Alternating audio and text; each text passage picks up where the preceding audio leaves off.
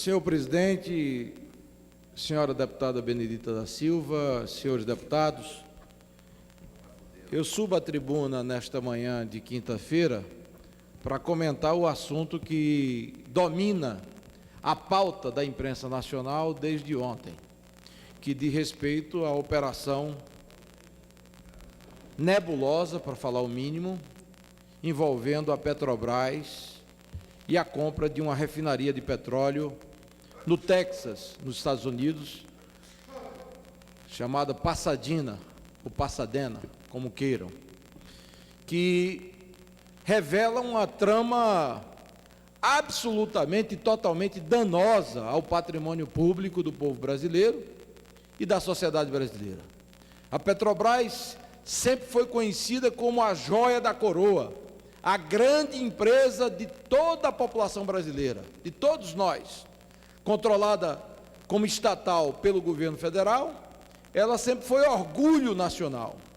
Na gestão do Partido dos Trabalhadores, nesses 12 anos de poder do PT, e especialmente nos últimos 3 anos e meio, quase, da gestão da presidente Dilma, aconteceu o pior dos mundos, um misto de incompetência e corrupção, envolvendo, infelizmente, a Petrobras.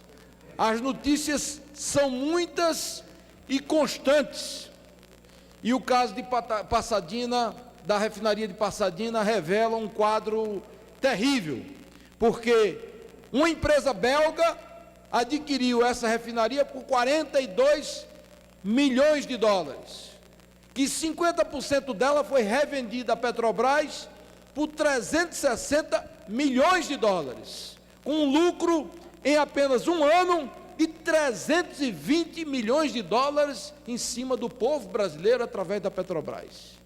E o contrato que foi assinado pela Petrobras estabelecia cláusula draconiana que levaram a Petrobras a pagar mais de 800 milhões de dólares por 50% adicionais da referida refinaria de petróleo. Então, é um quadro assim assustador, é um quadro assim terrível, viver num país que se gera um prejuízo de 1 bilhão 150 milhões de dólares e fica tudo por isso mesmo, como fosse natural. Isso em 2006, a Veja já tinha denunciado essa operação, se sabia da participação de diretores importantes, que ainda hoje ocupam cargos relevantes na administração pública, como é o caso de Gabriele, presidindo a empresa, mas não se sabia o contexto da aprovação no Conselho de Administração da Petrobras. E aí ontem, o Estado de São Paulo revelou o fato que deixou o povo brasileiro atônito. Quem presidiu a Petrobras no Conselho de Administração foi a famosa gerentona, a mãe do PAC, a presidente da República, Dilma Rousseff, que como presidente avalizou esta operação que gerou esse ônus, esse prejuízo ao povo brasileiro da ordem de 1 bilhão de dólares. É lamentável, minha gente. E na nota que a presidente da República soltou ontem à imprensa, disse que não tinha informações suficientes, que não chegou a ela, como conselheira e presidente da empresa estatal, as informações para que ela pudesse fazer o julgamento correto e impedir esse absurdo em cima do patrimônio público do povo brasileiro. Lamentavelmente, ela avalizou. E hoje, os jornais revelam o desmentido de diretores e conselheiros da empresa, dizendo que ela sabia de tudo, que ela está enganada, que na verdade ela tinha todo o subsídio que embasou a compra, a aquisição dessa refinaria de petróleo maldita nos Estados Unidos da América. Então, minha gente, o quadro é grave, ao contrário do que disse Fernando Ferro, deputado Fernando Ferro, meu colega pernambucano, é gravíssimo. Não é só a Petrobras, não. A Eletrobras sucateada.